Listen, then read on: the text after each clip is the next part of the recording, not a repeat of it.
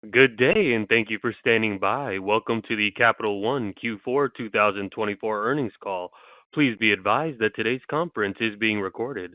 After the speaker's presentation, there will be a question-and-answer session. To ask a question, please press star 11 on your telephone and wait for your name to be announced. To withdraw your question, please press star 11 again.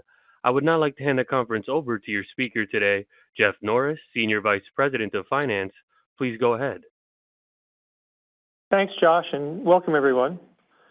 Just as a reminder, as always, we are webcasting live over the internet, and to access the call on the internet, please log on to Capital One's website, CapitalOne.com, and follow the links from there.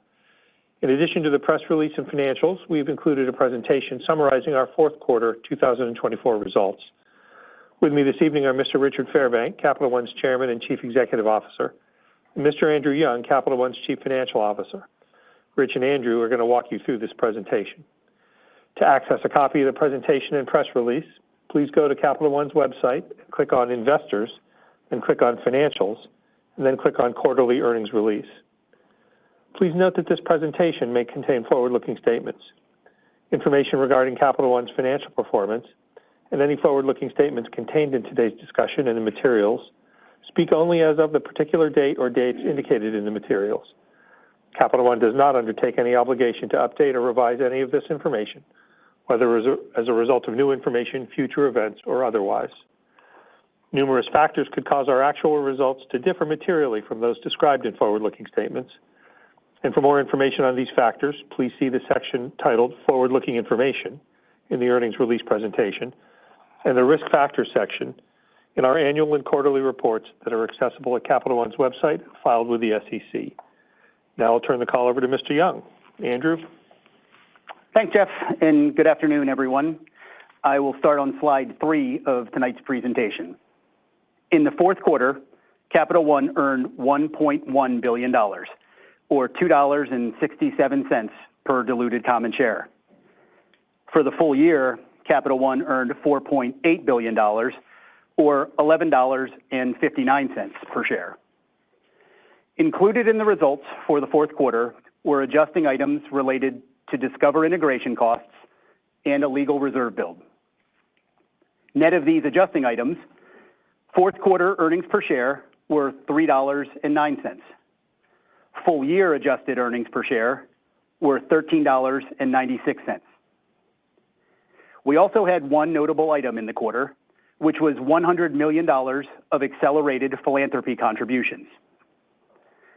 Pre-provision earnings of $4.1 billion in the fourth quarter were down 13% from the third quarter, driven by higher non-interest expense. The linked quarter increase in non-interest expense was driven by increases in both operating expense and marketing spend. Revenue in the linked quarter increased 2%, driven by higher non-interest income. Provision for credit losses was $2.6 billion in the quarter, up about $160 million relative to the prior quarter. The quarterly increase in provision was driven by higher net charge-offs, partially offset by a larger allowance release.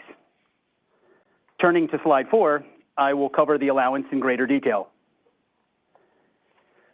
We released $245 million in allowance this quarter, and our allowance balance now stands at $16.3 billion. The decrease in this quarter's allowance was driven by releases in our commercial banking and commercial segments. Our total portfolio coverage ratio decreased 20 basis points to 4.96%. I'll cover the drivers of the changes in allowance and coverage ratio by segment on slide 5. The allowance balance in our domestic card business was flat. The coverage ratio declined 33 basis points, primarily driven by seasonal balances, as well as favorable near-term credit trends. In our consumer banking segment, we released $131 million in allowance, resulting in a 22 basis point decrease to the coverage ratio. Vehicle values were stable in the quarter, resulting in an improved recoveries outlook, which drove the release.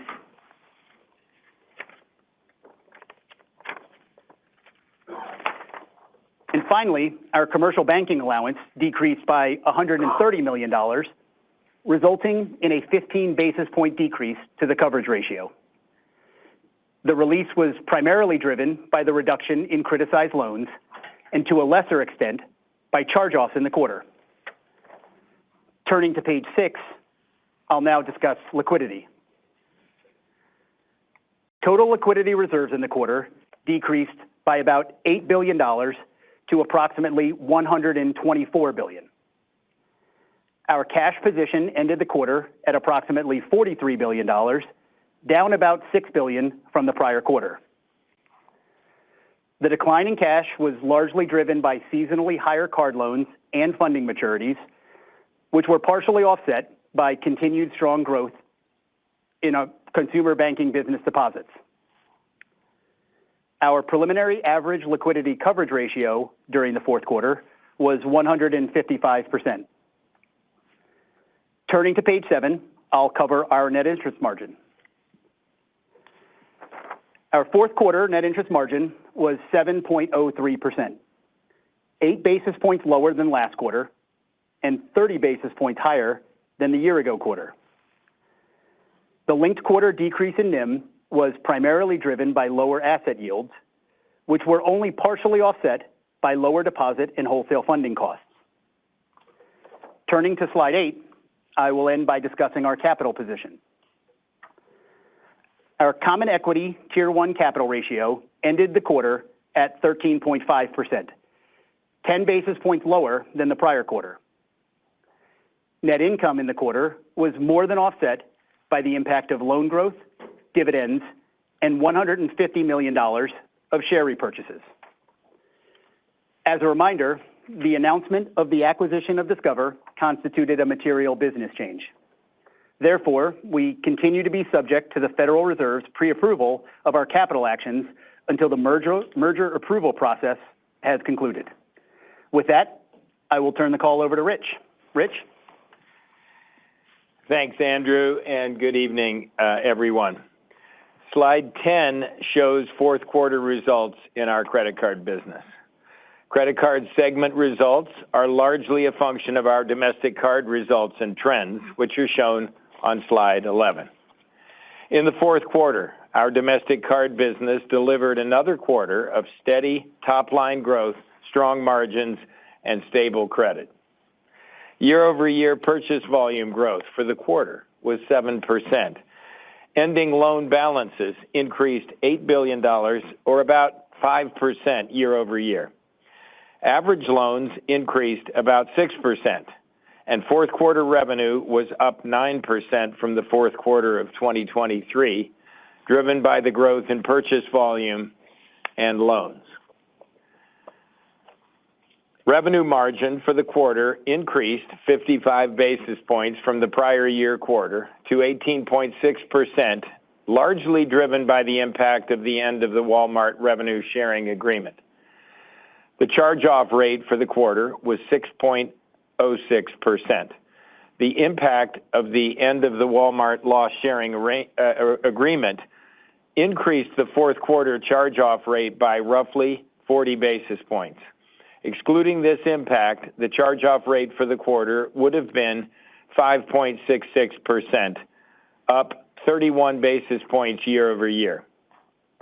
And after 20 consecutive months of second derivative improvement, the 30-plus delinquency rate crossed into actual year-over-year improvement. The 30-plus delinquency rate at the end of December was 4.53%, down 8 basis points from the prior year.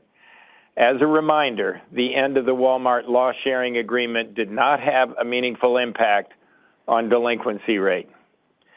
On a sequential quarter basis, the charge-off rate was up 45 basis points. The 30-plus delinquency rate was flat compared to the linked quarter. Domestic card non-interest expense was up 13% compared to the fourth quarter of 2023. Operating expense and marketing both increased year over year. Total company marketing expense in the quarter was $1.4 billion, up 10% year over year. Our choices in domestic card are the biggest driver of total company marketing. We continue to see compelling growth opportunities in our domestic card business. Our marketing continues to deliver strong new account growth across the domestic card business. Compared to the fourth quarter of 2023, domestic card marketing in the quarter included higher media spend and increased investment in premium benefits and differentiated customer experiences, like our travel portal, airport lounges, and Capital One shopping. Slide 12 shows fourth quarter results in our consumer banking business. Auto originations were up 53% from the prior year quarter.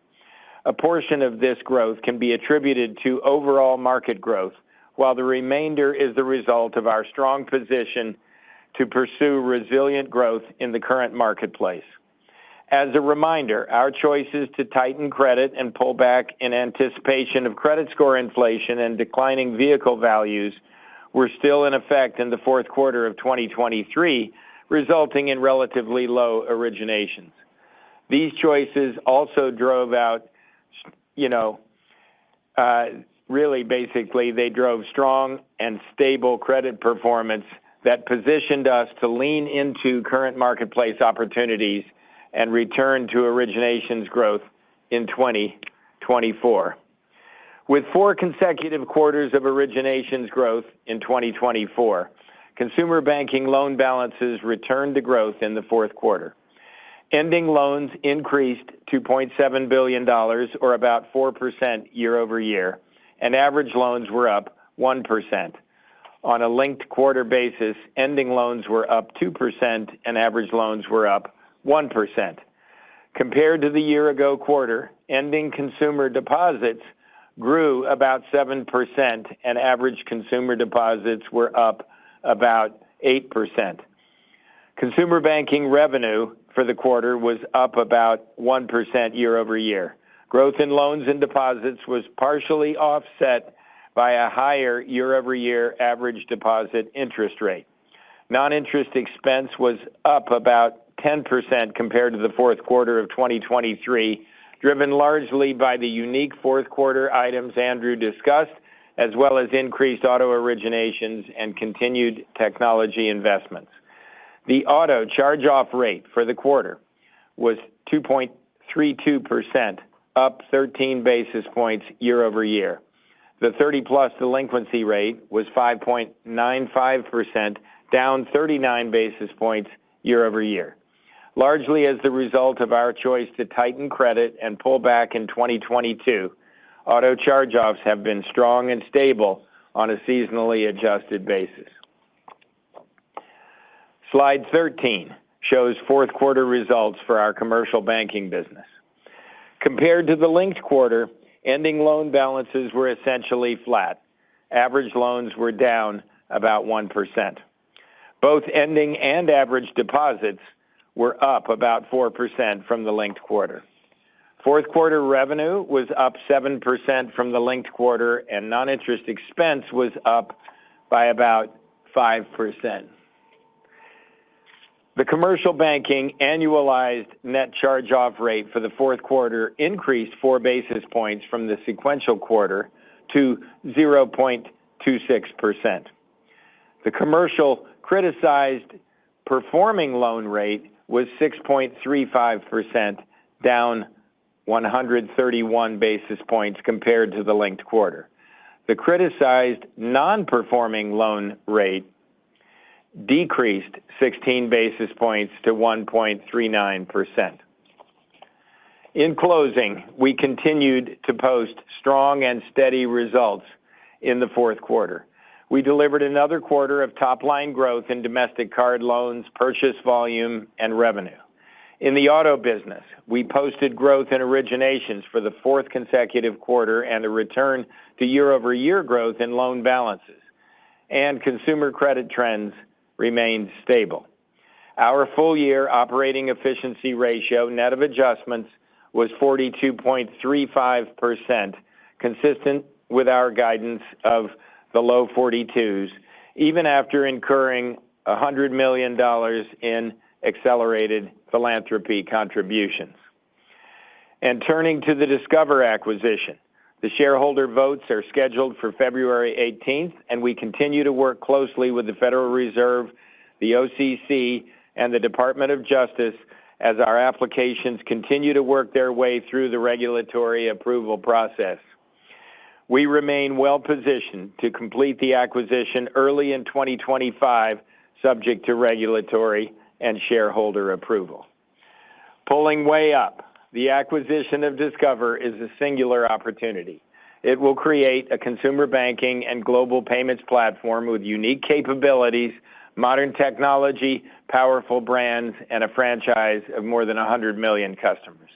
It delivers compelling financial results and offers the potential to enhance competition and create significant value for merchants and customers. And now we'll be happy to answer your questions. Jeff? Thank you, Rich. We will now start the Q&A session. Remember, as a courtesy to other investors and analysts who may wish to ask a question, please limit yourself to one question plus a single follow-up. And if you have any follow-up questions after the Q&A session, the investor relations team will be available after the call. Josh, please start the Q&A. Thank you. As a reminder, to ask a question, please press star 11 on your telephone and wait for your name to be announced. To withdraw your question, please press star 11 again. One moment for questions. And our first question comes from Ryan Nash with Goldman Sachs. You may proceed.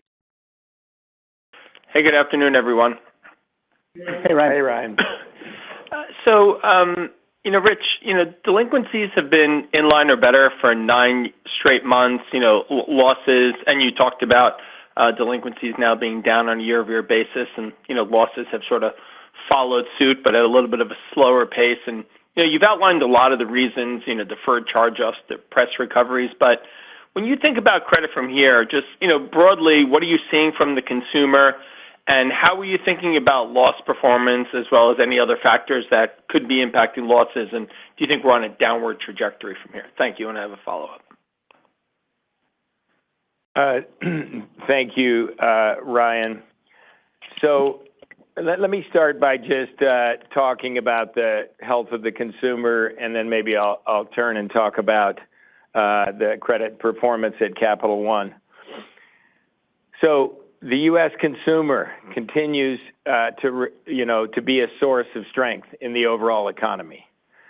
The labor market remains strong, and we saw signs of softening in the first half of 2024, but in the second half of the year, the unemployment rate has been stable, and job creation data has shown renewed strength.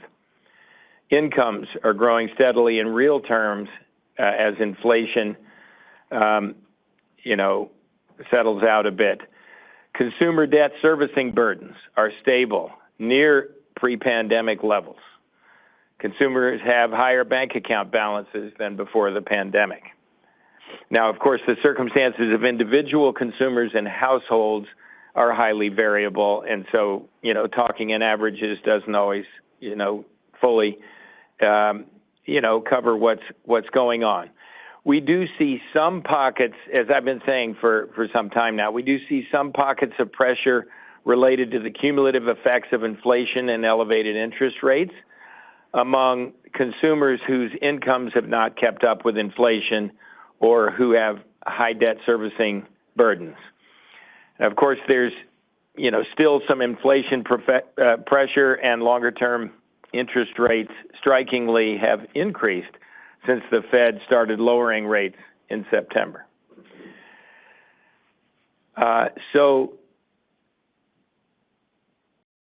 We do see a bit of a disconnect between the average consumer and the folks, closer to the margin. And you can see that, for example, in payment rates in our card business. On the one hand, card payment rates remain on average meaningfully above pre-pandemic levels. And this is true overall and within each of our major customer segments.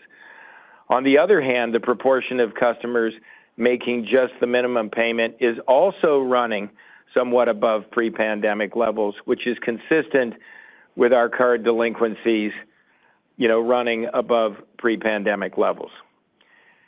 Now, I should add that we're seeing this minimum payment effect across this credit spectrum. I'm not making a point here about the low end of the market or even about subprime. In fact, if anything, the lower end appears to be doing relatively better at the moment. So, just pulling up, I believe we're almost certainly still seeing some pandemic-related effects like delayed charge-offs from the period of unprecedented stimulus and forbearance in 2020 and 2021 and 2022.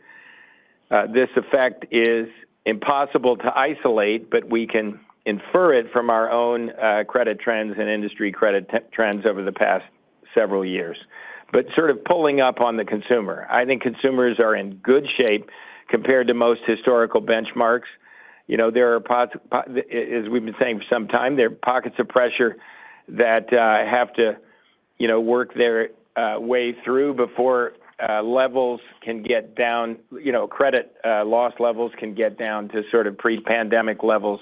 But I think the consumer story is very consistent with what I've been saying for a number of quarters, and it is very solid.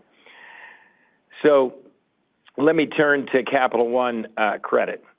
Over the course of 2024, our card delinquencies have moved in line with normal seasonality, with losses following about a quarter behind. As a reminder, earlier this year, we flagged that changes in the level and timing of tax refunds due to tax law changes were probably changing seasonal credit patterns in our card business.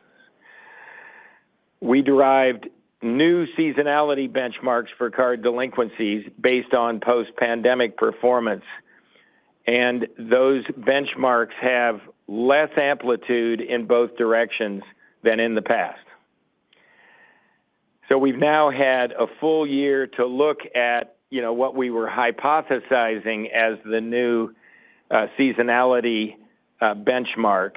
And, as we now look at the whole year, this experience is very confirmatory, and we very much sort of believe that we've got the benchmark right. And, when we first saw delinquencies settling out, it is clear that, for the whole year now, we've been calling stabilization. We've not been declaring a peak or declaring that credit would improve from here, but we can now look at the whole year and see a really nice stabilization. In the fourth quarter, and again, you saw this in the month we just reported, we saw our delinquencies improve on a seasonally adjusted basis in the quarter for the first time since normalization began. And, they ended the year slightly lower on a year-over-year basis. So that's certainly an encouraging sign.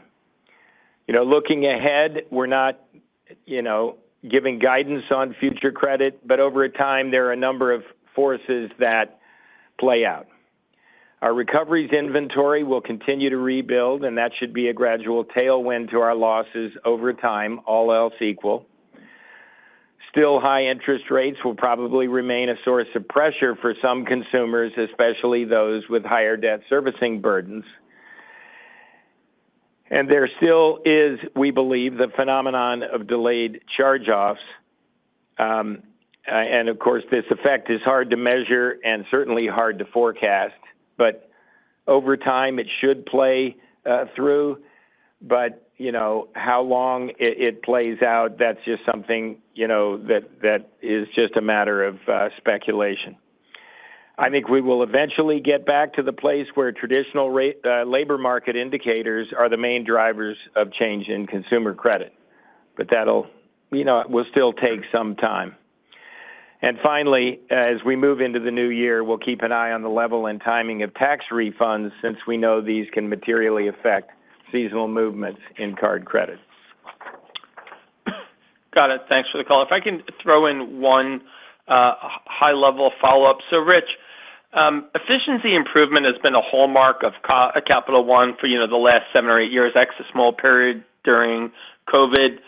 You recently talked about investments you wanted to make in the network, once the deal hopefully closes at some point in the first quarter.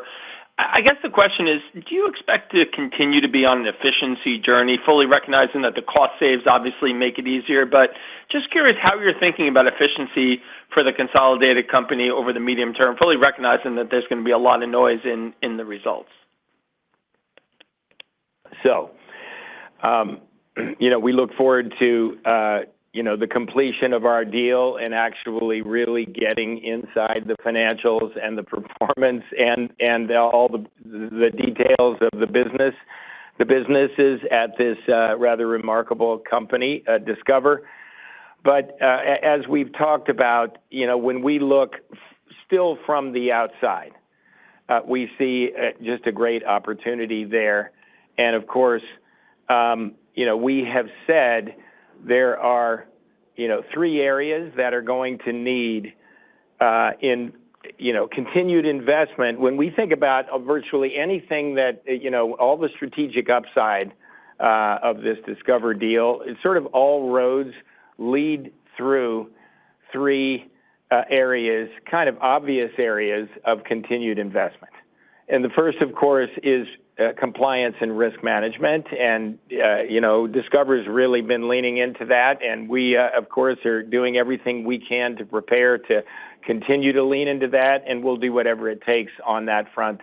Obviously, that's an investment. The second is, is network acceptance. We've talked about how struck we are and how struck we were to find out and confirm just how good the acceptance is in the United States for Discover.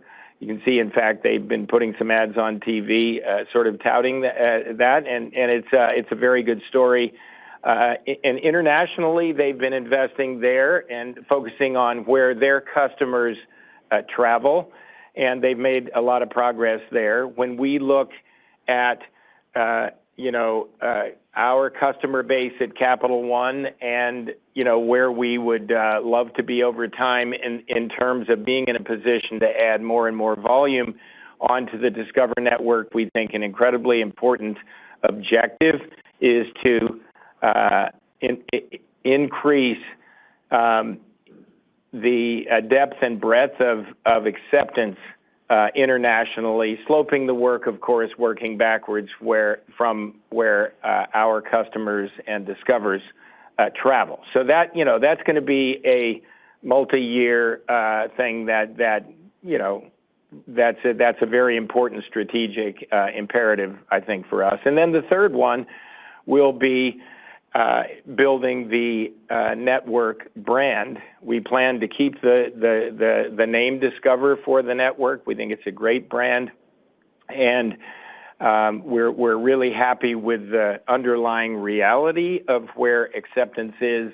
We know there are challenges in terms of consumer perception relative to those realities, and we know also we need to, in fact, build the international reality and then the brand perception that follows that. So those are the 3 strategic, the kind of obvious and strategic investment areas that we've been identifying really since the start of the deal.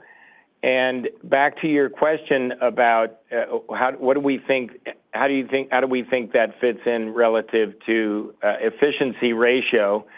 We, of course, on the Capital One side, have had a decade-long journey of continuing to improve operating efficiency ratio, and it's striking that improvement has come even as we have continued to really ramp up investment in technology. Now, the way that paradox works is we're also investing more in technology, and at the same time getting all the benefits on the efficiency side, both in terms of growth and in terms of cost, that come from such an investment in technology. So the engine that drives operating efficiency ratio strategically will continue at Capital One, and it should continue with the combined institution as well. Now, then you ask, will the big three investment areas that we talk about, what will that do to operating? I think we always at Capital One have strategic imperatives that we're investing in. I think the overall picture of how Capital One's tech journey helps pay, one of the important ways investors get paid is through operating efficiency improvement. I think that story, to me, stays strategically intact, even as we have new investment areas, because we'll also have new areas to capture synergy and growth opportunities and things that really wouldn't have been possible for either of our companies alone. So thanks for the question. Operating efficiency is a really important way that we create value for investors, and in the long run, we continue to really see increased opportunities there. Next question, please. Thank you. Our next question comes from Terry Ma with Barclays. You may proceed. Hi, thank you. Good evening. I wanted to follow up on credit first. It seems the trend that we've seen for the second derivative suggests there's room for that to continue to go lower. Is there some sort of framework to think about how much lower DQs can trend going forward? And is there anything in the near term that can cause this second derivative to inflect higher again? And I have a follow-up. So, Terry, yes. Thank you for the question. Obviously,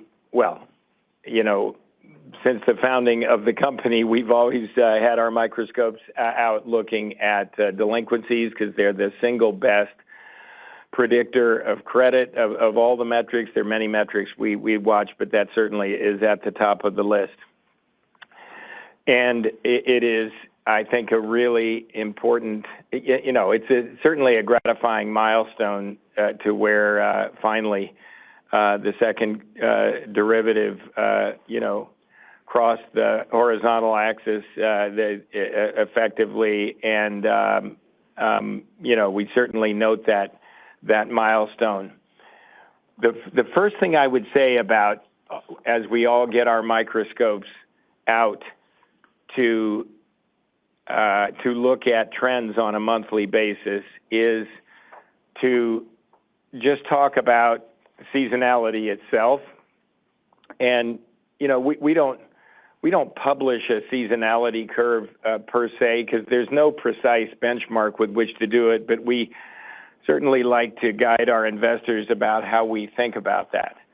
Seasonality for Capital One has tended to have more amplitude up and down over the course of a year than most other card players. And one might ask, why is that?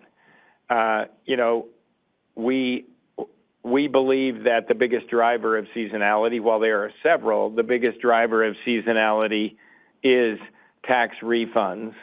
And since we have a larger subprime book than most other players who really don't do subprime, those customers do tend to have higher seasonality in their credit performance than folks higher up market. So I think that's why Capital One has a greater seasonality effect. And for these customers in particular, tax refunds certainly, in terms of the monthly flow of cash, can end up creating something very nice that comes seasonally, and some of that makes its way into payments. Now, the changes in the tax withholding rules a few years ago led to fewer tax refunds and lower average refund payments. And the IRS was also paying certain refunds later than before. So, that created a lot of noise. As I've been saying on recent calls, you'd think it would be easy to reestablish a seasonality curve, but while credit was normalizing so dramatically, it was sometimes swamping the seasonality effect. But we created sort of this detrended seasonal curve from 2023 to the best we could, and that turned out to really be right on for 2024. If I were to pull up and kind of summarize what we saw in 2024, 2024 settled out with fewer refunds paid than before the pandemic and about 25% lower total refund volume in real terms. Delinquencies moved with our new post-pandemic seasonality benchmarks, which have similar timing, but if I were to summarize what this new curve versus the one we've had for many years, it appears to have about 35 to 40% less amplitude in both directions than in the past. By the way, just a note for a second on auto. All of this also happens in auto seasonality, but in an even faster and more concentrated way. We tend to see auto delinquencies at their seasonal low in Q1 and losses in Q2. And this year, that seasonal improvement was delayed a bit. So that's the backdrop for now, talking about the credit performance that we see. If you start, Terry, with the sort of foundation that the consumer is in very good shape, the economy is in quite good shape overall. One would certainly feel there's sort of a gravitational pull toward even better credit in the business. That is helped by the math associated with recoveries. That our recoveries rate has been very constant, but the recovery inventory that we have had to collect on got very small during the pandemic, and that has been replenishing. And so there's sort of a good guy gradually coming as recoveries fully restore. And then that really gets us to whatever effects there are of inflation, whatever effects there are on the consumers on the tails that are not in as good shape as sort of the averages that we all look at. And what we see there is probably the way actually that the delayed charge-offs are actually playing out. They're probably playing out exactly through these consumers on the tail that are not. They're still struggling at the margin. So the credit metrics are looking great. We have more solid benchmarks, Terry. The consumer's in a great place, but I think the sort of bigger picture phenomenon of delayed charge-offs that still has intuitively to play out. And sort of these effects going on at the tail puts us in a position not to be declaring that things are headed down from here, but it's certainly, positive indicators that we see at the margin. Got it. That's helpful. Maybe just to talk about the auto business. You called out the loan book return to growth this quarter. Should we expect you to lean into that and see loan growth accelerate? And maybe can you just talk about the overall profitability of the loans you're booking today versus what you've seen historically? Thank you.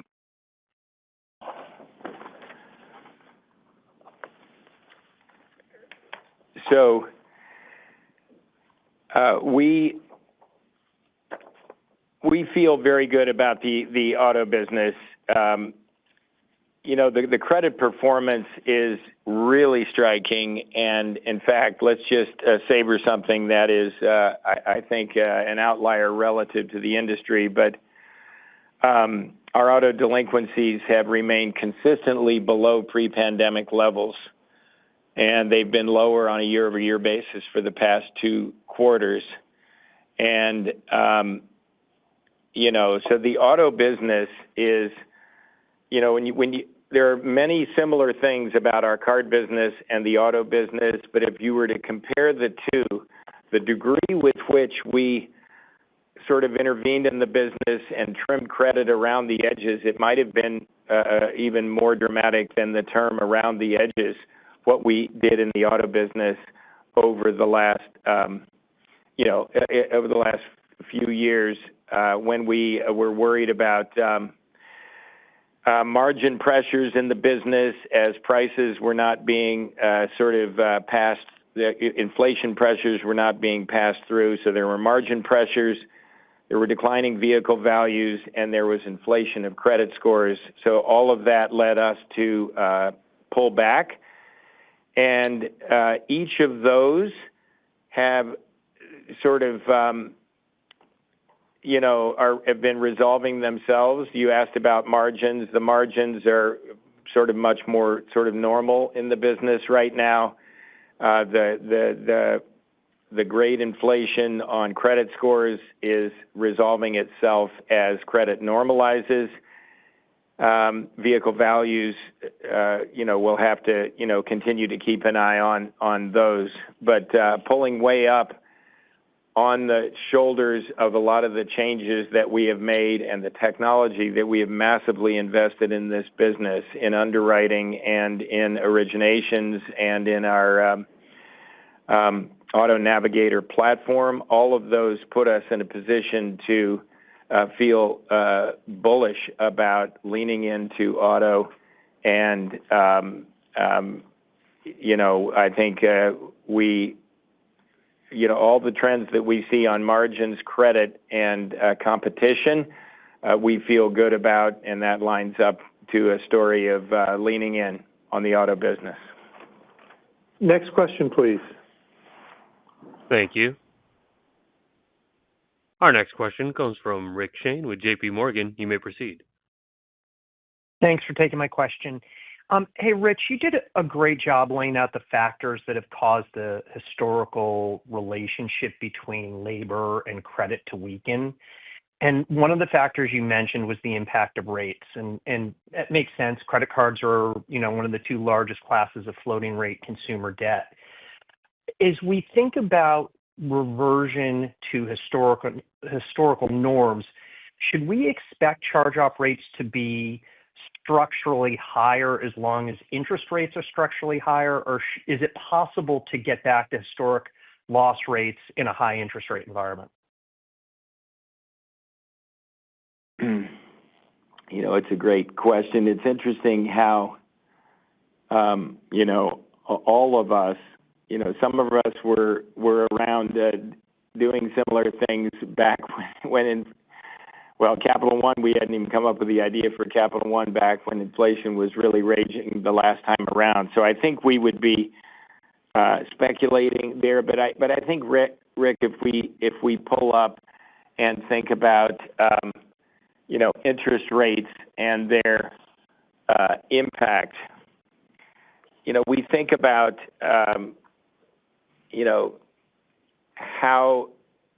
how higher rates as a thing affect consumer credit. So debt servicing burdens for consumers, of course, can get affected. The higher rates as they work their way through consumer products gradually, but not immediately, sort of make their way into higher debt burdens. So, you have mortgages that tend to have fixed rates, auto loans have fixed rates, so you have time delays before interest rates make their way to more pressure on consumers, but still that effect obviously can continue. Most credit cards have variable APRs, so rising interest rates have, tended to lead to somewhat higher minimum payments for consumers overall. But if we pull up, I think that if wages, if things stabilize and wages tend to keep up with inflation, I would think on the credit card side, there's it is plausible that charge-off rates could be very consistent with what they've been in a lower ambient rate environment. I think it gets very challenging when they're suddenly in motion up. But if they stabilize, I'm just speculating here, at a moderate level that's higher than they were for the last couple of decades, I think as wages sort of stabilize to make real incomes move the way they should, I would think that credit numbers could be very consistent with historical patterns. I think the biggest driver of why they're not right now, if I were to speculate, probably number one on my list, is really the just unprecedented number of years of which charge-offs, with all the government stimulus and the forbearance, that so many consumers got a lifeline that those for whom that lifeline was a little more temporary in its benefit, some of those issues are still resolving themselves in terms of current charge-offs. It's always an interesting thing to just take a look at the area under the curve in credit losses for, if we look back over the last number of years and look at where credit losses would typically have been versus where they were, and you look at the area under the curve and ask yourself, well, what if all of that were delayed charge-offs? You still have a majority of that area under the curve that would still have to play out in terms of delayed charge-offs. Now, we don't believe that anything close to all of the area under the curve would need to come on the other side. But I think if, a one-sentence soundbite to me of why in such a benign environment, credit losses in businesses like credit cards are running higher than pre-pandemic, it is the delayed charge-off effect. And, time should be our friend there. That should resolve itself over time. And there are a lot of positive factors behind that are putting sort of good gravitational pull in the right direction in this industry. Thank you very much, Rich. Next question, please. Thank you. Our next question comes from John Pancari with Evercore ISI. You may proceed. Good evening. Just on the efficiency side, just to follow up to Ryan's line of questioning, I know you've guided to an operating efficiency ratio in the low 42% range for 2024. Does this 42% range remain the case as you look at 2025, or do you see a change to the upside or the downside off of this level? Thanks.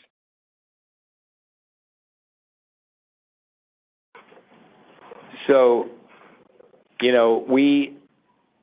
I think the operating efficiency ratio has really been, hopefully our investors share our excitement that, this 700 basis point improvement that has happened since we began our tech transformation in 2013 has, certainly been a great guide. There are multiple things behind that, but the biggest driver is the technology transformation. And even as we invest a lot, there are also ways to create savings through, reduced vendor costs, the really high cost of a lot of legacy technology, the benefits on the cloud, and really the ability to then, on the other side of the technology transformation, sort of rebuild the company and how it operates,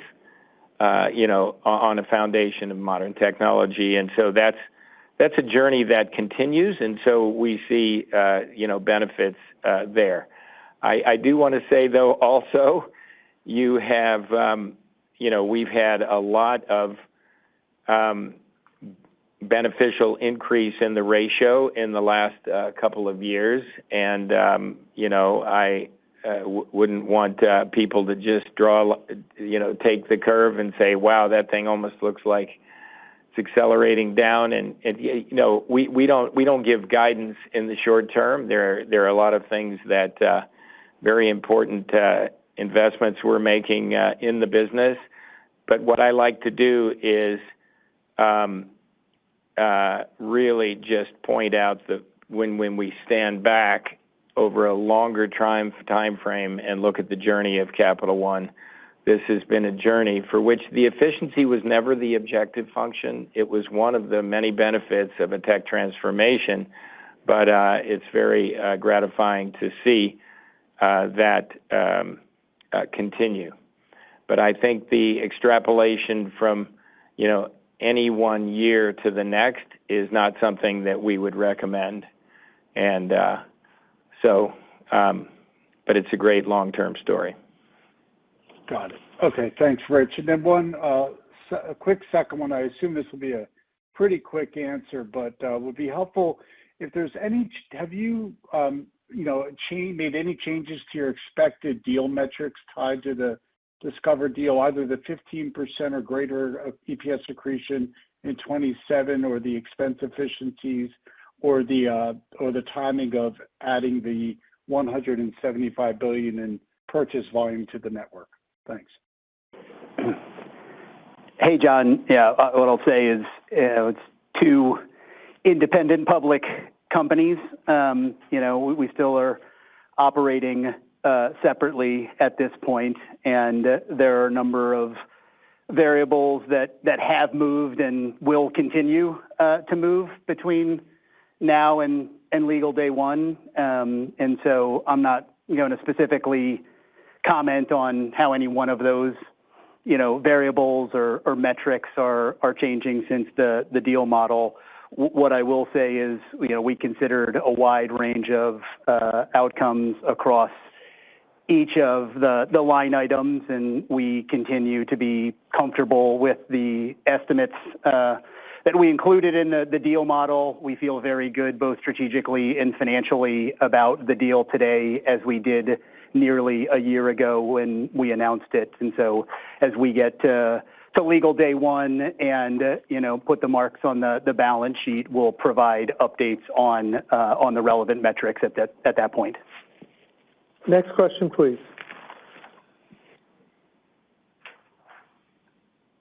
Our next question comes from Mihir Bhatia with Bank of America. You may proceed. Good afternoon, and thank you for taking my questions.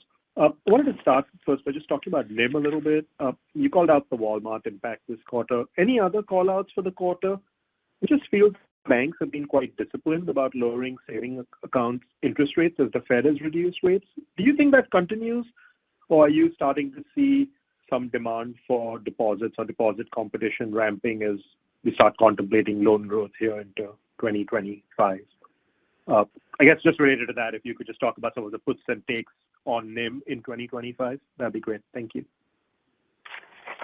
Sure, Mihir. Well, let me start with just reminding everyone that the one thing for sure we know is that in the first quarter we have 2 fewer days, and so that will drive a 15 basis point roughly decrease in NIM. But if I kind of pull up and think beyond day count and look at a longer term, a lot of the same forces that I've been describing for the last number of quarters as potential headwinds and tailwinds still exist today. So, if you think about the headwinds, first of all, we're very modestly asset sensitive.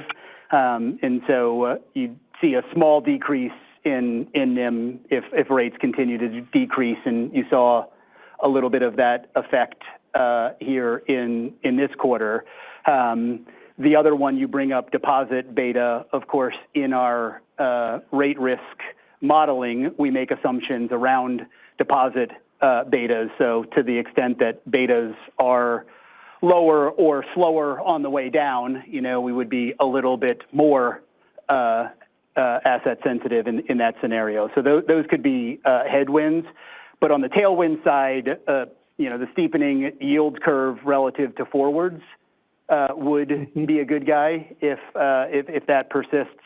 But then probably the single biggest factor, and we've seen this play out over the last number of quarters, is the card growth, and card becoming a bigger percentage of our balance sheet, all else equal, is a pretty meaningful tailwind to NIM. So those are really the forces at play that I would highlight for you.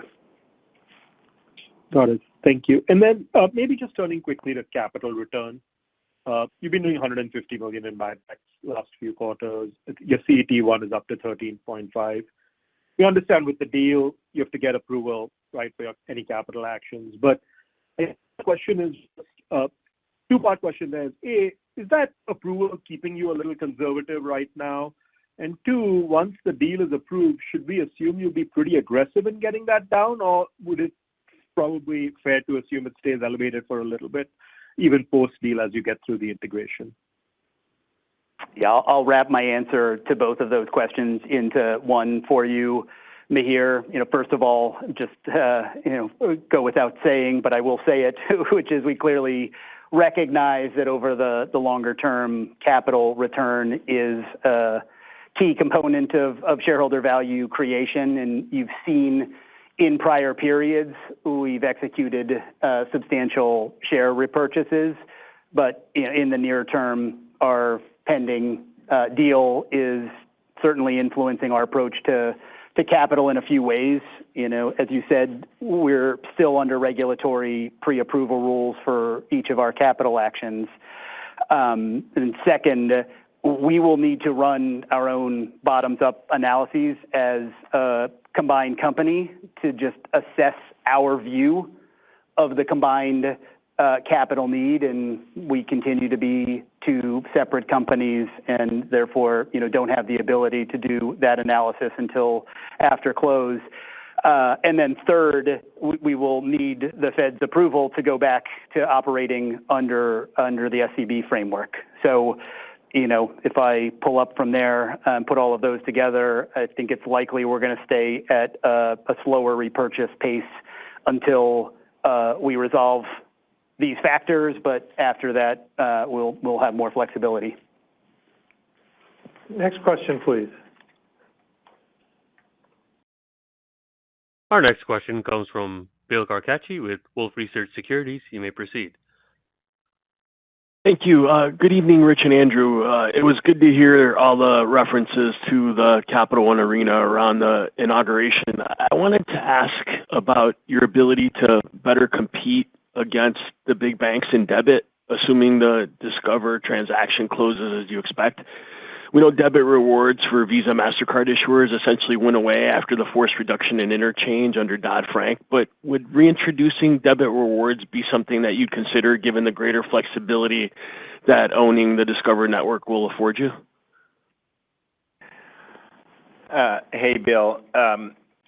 So obviously a really key part of the deal is our excitement about getting the network and being able to add such a key dimension in vertically integrating our business. And, we talk so much about credit cards all the time. The debit business is a really important one. And on little cat feet, Capital One has really been investing in our national banking business. So And by the way, having our own network will be valuable there, and we'll be able to enjoy the vertically integrated economics of owning a network, and and the scale that comes, of course, from pulling Discover and a bunch of Capital One's volume together. Now, I just want to pull back and just talk a little bit about Capital One's consumer banking strategy, and therefore, and debit is, of course, right, in the transaction business, right at the heart of that. If you pull way up and think about consumer banking, way back to when banks began, you had banks with branches on every corner. And then in the last, 15 or 20 years, there have been the evolution of direct banks, and they have been savings only, offering higher rates, and they have no physical distribution whatsoever. And we, of course, also, through our acquisitions, have acquired several banks with branches on every corner, and we also acquired the nation's largest direct bank, and I announced at the time of that acquisition, this is a great financial trade, but it is also a strategic game changer for Capital One. That was back, 12 years ago. So since then, we have been very steadily, systematically, relentlessly, and patiently, if I could put so many adverbs on that, pursuing a business model that actually doesn't really exist right now, because we have those two endpoints. But what we're really trying to do is build, in a sense, the bank of the future. And we believe that bank of the future is not just a direct bank. It's also not a bank with a branch on every corner. It is a bank with thin physical distribution. For us, we've, got branches, but then also in major metropolitan areas, we have put in cafes that are really basically, less about coffee, but really more about being sort of a hybrid of a branch and a showroom for Capital One, and a place people can go and understand Capital One's there to help them and get a sense for really what this company is about and how it may be able to help them live their life more effectively. So this strategy has been about, if we work backwards from what we believe is the bank of the future, from a distribution point of view, that's thin physical distribution and highlighted by these cafe showrooms. It also, a very central part of that is digital capabilities that enable something that's a very, very difficult thing to do, which is to take, just about everything that can be done in a branch and make it available digitally. Now, there's some things like safe deposit boxes. We haven't figured out how to create a digital safe deposit box for your valuables. And there are a few things that just, you can't get there on a digital basis. But as we've looked at this, we said just pretty much, virtually all the activities that people go to branches for, we want to be able to deliver to them through our thin physical distribution plus massive full-service digital capability. And that's what we've been building over these years. Additionally, it requires, in order to, generate business, we need great products. And we've been the only major bank out there with no fees, no minimums, and even a recent move of no overdraft fees. And those better deals come from having built the, in a sense, superior economics that come from this sort of physical distribution light model. Now, then you ask the question, so what will be our debit card strategy? We haven't completed the deal. We haven't fully gone in on the other side of exactly seeing, how things are working on the Discover side.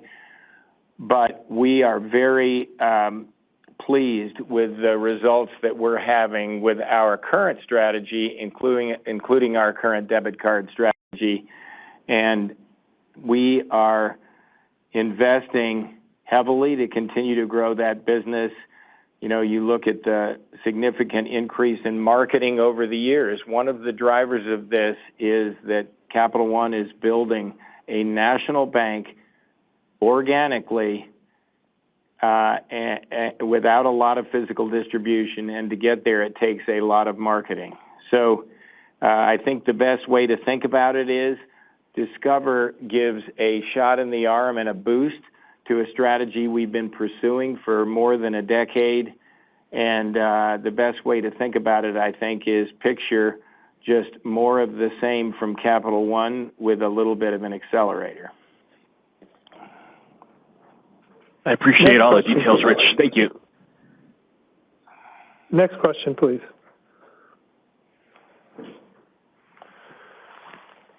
Our next question comes from Moshe Orenbuch with TD Cowen. You may proceed. Great, thanks. Rich, you talked about better growth in auto and card, talked about the high-end card. Talk about the non-prime businesses in both card and auto, given the improved credit, how you're thinking about growth in those businesses in the coming quarters. Moshe, the word that I would use at the lower and the sort of lower end of the business, obviously there are parts of the market below where we play, but if we sort of loosely call it at the lower end of the non-prime or subprime part of the marketplace, the word that I would use to describe it is stability.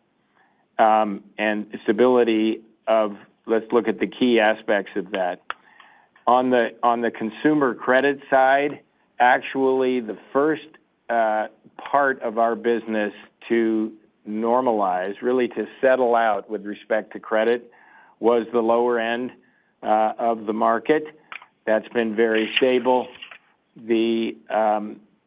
Our originations in that segment, and really pretty much across our business, the originations are coming in on top of each other for years, so that has a stability there as well. Competitively, it's a very competitive part. It's a very competitive part of the business that has many, in addition to regular card players, many non-traditional players as well. So the competitive intensity is high, but we watch it very carefully. And so with the stability of performance and the strength of the consumer, we, in both the card and the auto side of the business, continue to lean in a very similar way that we have. Well, for card, it's just been very consistent for years. With auto, we kind of pulled back quite a bit in that part of the business, and we're leaning in as we often have done historically. So we're leaning into both of them, and we're really pleased with the stability and strength of the metrics that underlie those businesses. Got it. Thanks. And maybe just as a follow-up, when you think about reserve levels, given that you are seeing or likely to see some improvement in credit losses kind of on a core basis or like for like, and it sounds like the growth is probably growth that you have in the balance sheet is probably going to come in your lower loss categories, not the higher ones. Thoughts about the reserve level as we move forward?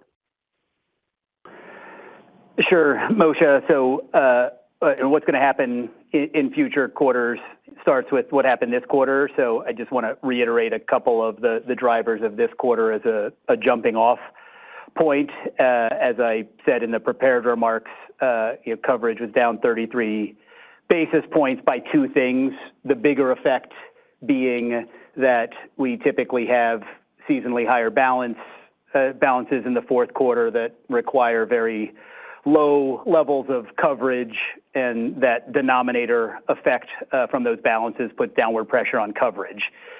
The other effect was that the allowance we needed for what I'll call non-seasonal growth was offset by favorable observed credit performance, and so we added $0 of allowance balance to the numerator, but the non-seasonal growth impacted the denominator. And so, in the first quarter, I just wanted to provide that backdrop to say the seasonal balances will run off, and so there will be a corresponding upward pressure on coverage, all else equal, from that effect. But Beyond that, it's really going to come down to growth and our loss forecast, and loss forecast specifically for the coverage. And to the extent that loss forecast improves, changes in coverage could be modest in the near term as we just reflect the uncertainty of our projections in the allowance.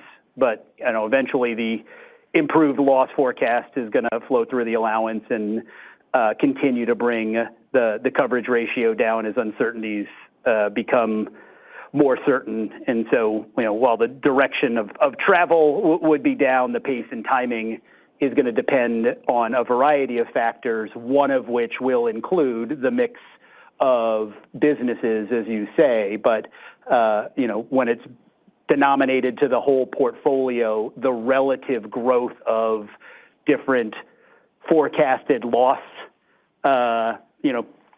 portions of the book aren't going to have a material impact to coverage, just given that the new originations as a percentage of the overall book in any given quarter is relatively small.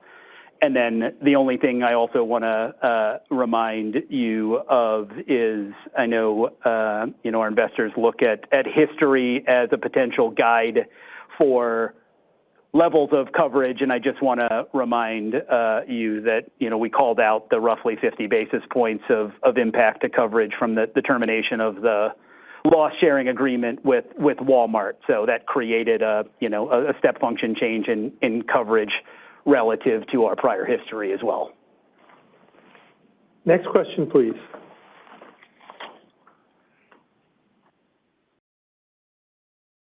Our next question comes from Don Fandetti with Wells Fargo. You may proceed.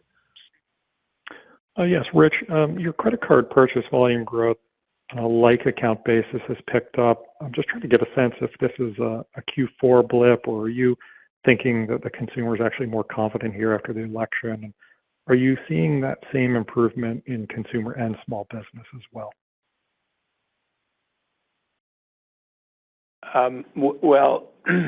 We have, if we think about our purchase volume, our growth in overall purchase volume continues to be driven by growth in our branded card customer base, and the branded card includes, both our consumer and our small business.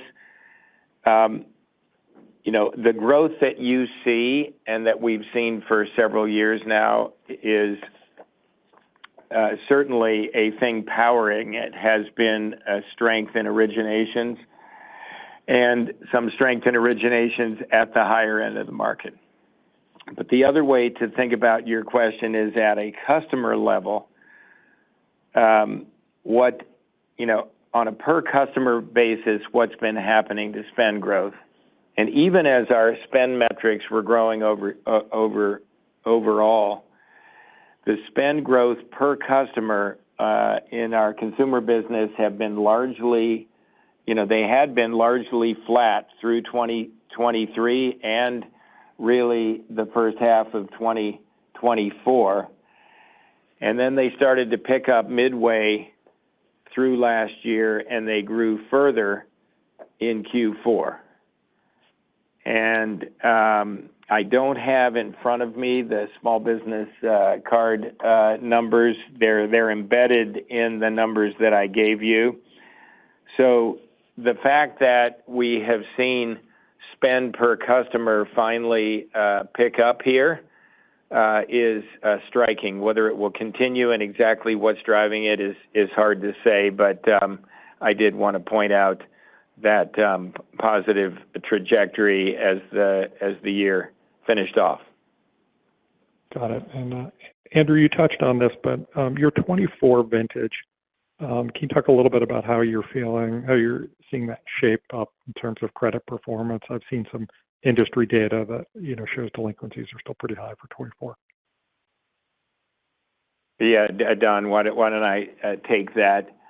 So recent originations in our card business, we continue to see stability in the performance of our originations. It's really striking here. We've been calling this out consistently over the past few years. Vintage over vintage, we're seeing mostly stable risk levels over time. And also striking is our overall front book of new origination vintages continues to perform in line with pre-pandemic vintages. Now, when you compare with pre-pandemic vintages, you can't look at 2019 because 2019 very quickly got sort of corrupted by the pandemic. So we're looking at 2017 and 2018 when we make these comparisons.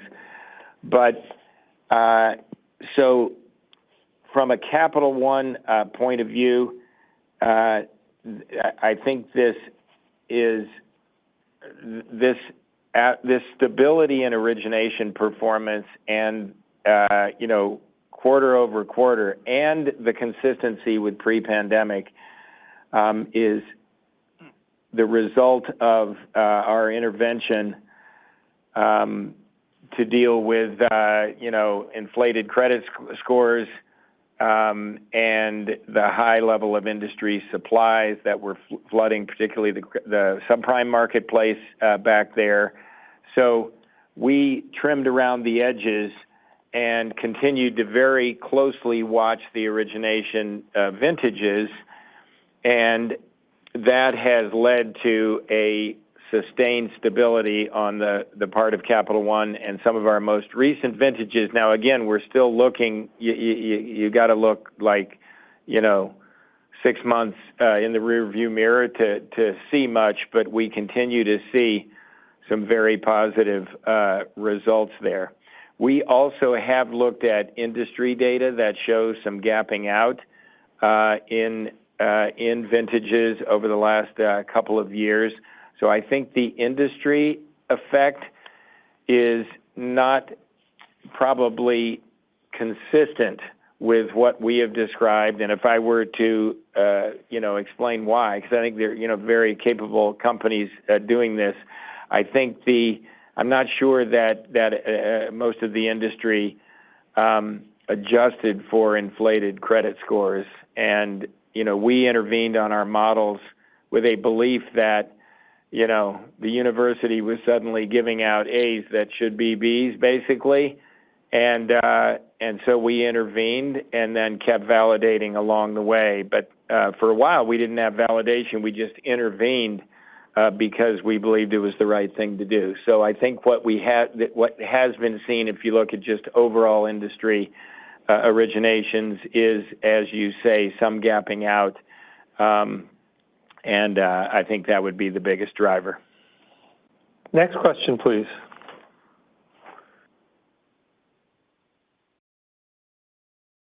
Our next question comes from Sanjay Sakhrani with KBW. You may proceed. Thank you. I guess, Rich, just one more on the deal. Given the timeline that you've outlined early this year, is it fair to assume like everything's going pretty smoothly in terms of the regulatory approval process and there hasn't been any surprises? I'm also wondering sort of where you guys are in terms of the integration efforts and how much work has been done there. Okay. So no, the approval process continues to move forward. We've made substantial progress in the recent months. We remain actively engaged with the Fed and the OCC about our merger applications, and it is the Fed and the OCC who ultimately decide on our merger application. Late last year, we received approval from the Delaware State Bank Commissioner, which we needed because Discover is a state chartered bank. We of course had the big public hearing in July, and that went very well, we feel. Earlier this month, of course, we finalized a joint proxy statement with the SEC setting up the February 18th shareholder vote, so that was good progress finally there. We are also engaged with the Justice Department as they play a key role in advising the Fed and the OCC on the competitive aspects of the deal. And we continue to believe that this transaction is both pro-competitive and pro-consumer, bringing our best-in-class products and services to a broader set of consumers and small businesses. And really enhancing opportunities and benefits for merchants as well. So pulling way up, it's certainly, the deal process it's a long labor, but we remained well positioned to get approval of the deal early this year. And, I'm really proud of the work everyone is doing here, and we look forward to, getting this over the goal line. Okay. Just to follow up on a question Ryan asked some time ago on sort of when you put the companies together and the efficiencies and sort of the investments that need to be made. I guess when you put the two companies together, the efficiency ratio actually goes down. And obviously there's a lot of synergies both on revenues and expenses. Do you think those are sufficient enough to sort of accomplish, I'm just trying the question again, do you think those are sufficient enough to make all of the investments that you sort of outlined, or do you think that there's others that you might have to make as you, peel the onion a little bit when you have the company? So,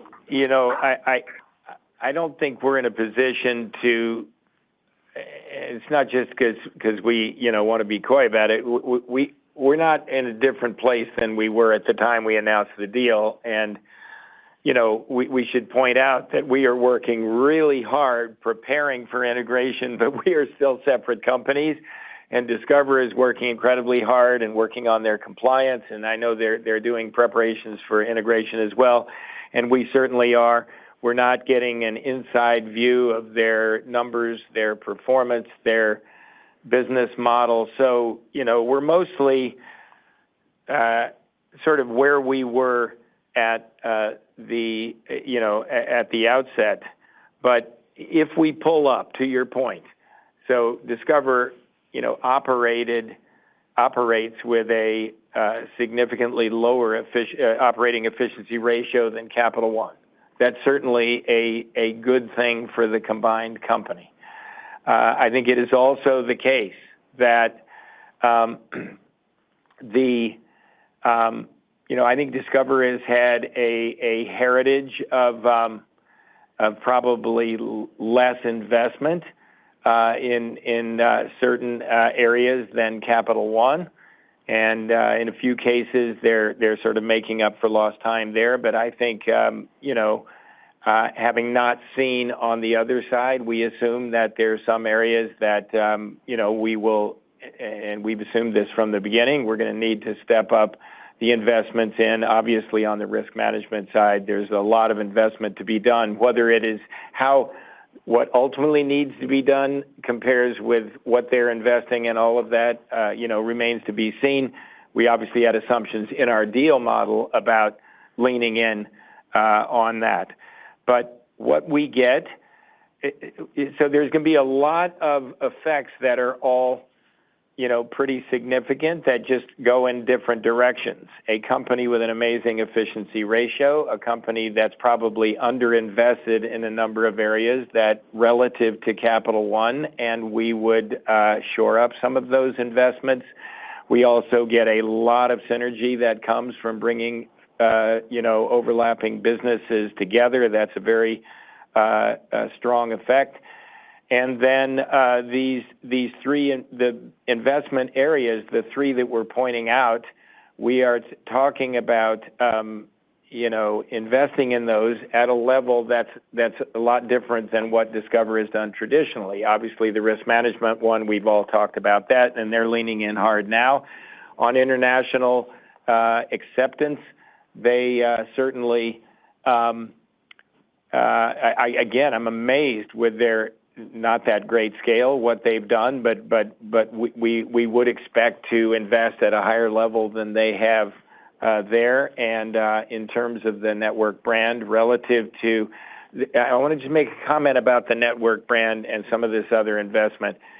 We have taken our card business and sloped the business that we think most naturally and easily can go to the Discover network, and it involves, folks that aren't big international travelers, for example. So we've sloped the work we think it's very straightforward to move this business, front book and back book business, to Discover.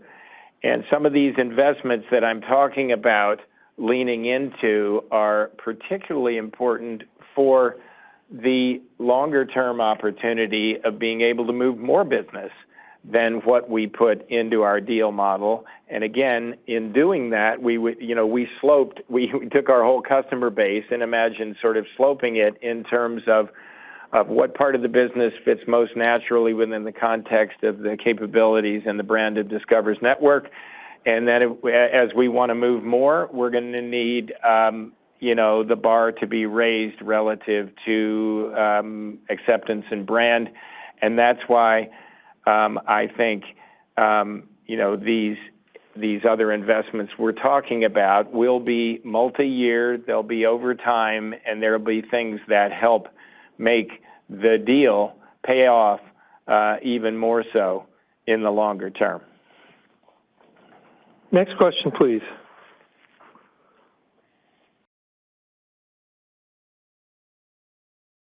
And our final question comes from John Hecht with Jefferies. You may proceed. Good afternoon, guys, and thanks for fitting me in here.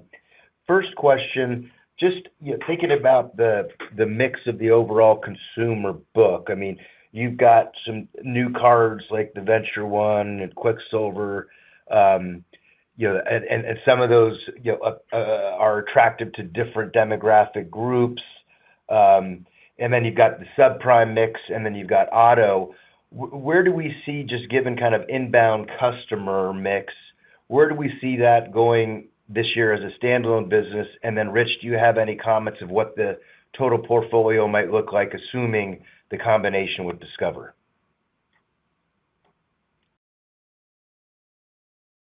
Yes. So thank you, John.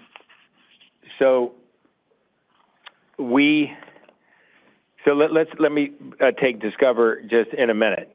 So if you pull way up on Capital One for a long, long time, Capital One has been a sort of a full spectrum player. We have had for several decades, we have had a subprime business that is tailor-made for the information-based strategy we have, because it's all about surviving and winning on the credit side of the business. But also in that business, we've also very, very much focused relative to others who play in the space to degree of exceptionally good deals. It's not just about sort of surviving on the credit side, but really giving great deals, helping people use credit wisely. And in fact, really, I think the deals that we're offering are very, very simple and profoundly better than a lot of the deals that are available in the marketplace. And so that business is a very stable part of what we do at Capital One, and we continue to lean into that. Probably the most dramatic thing that's been happening in the last decade in Capital One's card business is as you reference, the quest toward the top of the market, and that is a journey that as far out as we can see, we will continue to lean into that, because there is so much opportunity at the top of the market, and obviously it takes a lot of investment. But the key indicator to us that when we stratify out the segments of our business by spend levels, the part that's growing the fastest consistently year after year at Capital One is the heaviest spenders. And there's just so much upside north of where we are. We will continue to invest in that. Now, if you stand back, just think about our card business. While our subprime business has been going along and we keep leaning into that, there has been a gradual mix shift up market for the company, and even within each segment, within the sort of the subprime book, the sort of the prime book, and certainly the top of the market, there has been a gradual mix change with a spender-first philosophy that permeates our business. So that and some of that you can see in just some of the structural changes in the payment rates at Capital One. So I believe that what you see and what you have seen for for many years is a good prognosticator of probably how the future of legacy Capital One would likely go, meaning continued leaning in across the spectrum, but differentially an awful lot of investment toward the top of the market and the most growth opportunity there. Now let me turn to Discover. Discover, interestingly, has taken a very different approach than Capital One. While we have taken a very broad approach playing in all parts of the market, Discover has had a very focused strategy on the prime part of the business, and they've done a very, very good job there, and we certainly always admired them from the outside. So, we will be bringing into our company a significant increase in that portion of the market, which probably differentially got a little less emphasis, if anything. It's not like we weren't playing there, but if anything, we had a greater emphasis, probably north and south of that part of the business. But so from a mixed point of view, we will be bringing in a business that's very homogeneous relative to the very heterogeneous business that we have. And then on the other side of all of that, I think that we will, if I were to summarize our strategy, it will be to continue everything we were doing as Capital One, because we're getting a lot of traction in that, and then making very sure that we don't crush the butterfly of this beautiful business model that Discover has in the prime part of the market, but that we go in there and while yes, integrating things like technology and some of the risk management processes and a lot of things, do everything that we can to make sure that we don't directly or even unwittingly sort of crush the really nice butterfly of what they do. And in that way, we hope to bring in a growth business that Discover has and add it to the very complementary growth businesses that Capital One has, and collectively continue to try to get the best of both worlds, bringing along the way some, better efficiencies and really bringing top technology to all aspects of the business. Great, very much appreciated. Thanks. Well, thank you, everyone, for joining us on the conference call today, and thank you for your continuing interest in Capital One. Have a great night, everybody. Thanks, everybody. This concludes today's conference call. Thank you for your participation. You may now disconnect.